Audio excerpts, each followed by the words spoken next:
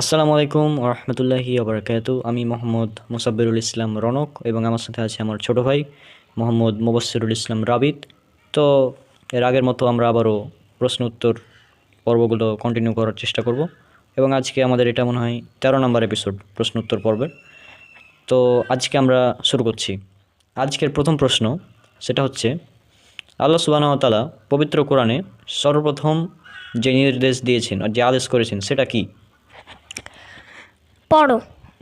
আল্লাহ বলেছেন পবিত্র কোরআনে সূরা আলাক সূরা নাম্বার 96 আয়াত নাম্বার 1, পড়ো তোমার প্রভুর নামে। তার মানে প্রথম যে আয়াত নাজিল করা হয়েছে সেটাই পড়তে বলা হয়েছে। কিন্তু আমরা কি দেখতে পাই আমাদের সমাজে অধিকাংশ মানুষ পড়ে না, শুধু শুনে শুনে কাজ করে। অমুক হুজুর এটা বলছে, অমুক হুজুর এটা বলছে, তা আমরা কোন দিকে যাব? কিন্তু আল্লাহ যে বলে দিয়েছেন পড়ো, এটা কিন্তু পড়ছে না মানুষ। তো যাই হোক, এর পরের প্রশ্ন, 2 নম্বর প্রশ্ন, সেটা হচ্ছে কোন সাহাবীর মৃত্যুতে আল্লাহ সুবহানাহু ওয়া তাআলার আরশ কেঁপে উঠেছিল? সাদ বিন মুয়াজ রাদিয়াল্লাহু আনহু। সাদ বিন মুয়াজ রাদিয়াল্লাহু আনহু এর মৃত্যুতে আল্লাহ সুবহানাহু ওয়া তাআলার আরশ কেঁপে উঠেছিল।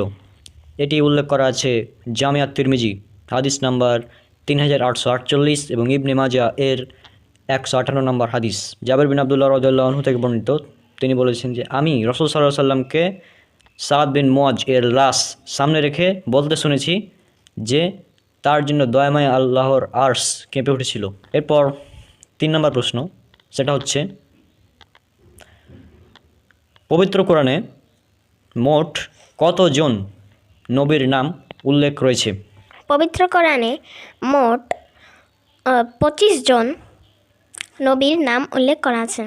4 নম্বর প্রশ্ন, সেটা হচ্ছে কোন সূরার অপর নাম সূরা ফুসসিলাত এবং এটি কততম সূরা?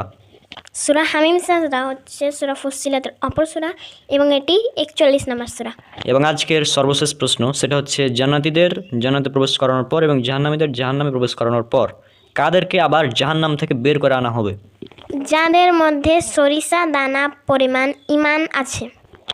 যাদের মধ্যে সরিষা দানা পরিমাণ ঈমান আছে তাদেরকে বলা হবে, আল্লাহ সুবহানাহু ওয়া তাআলা বলবেন যে যাদের মধ্যে সরিষা দানা পরিমাণ ঈমান আছে তাদেরকে জাহান্নাম থেকে বের করে নিয়ে আসো। এটা উল্লেখ রয়েছে সহিহ বুখারীতে খণ্ড নম্বর 1 পর্ব 2 কিতাবুল ঈমান হাদিস নাম্বার 22, ইসলামিক ফাউন্ডেশন হাদিস নাম্বার 21 এবং সহিহ মুসলিম হাদিস একাডেমি হাদিস নাম্বার 345।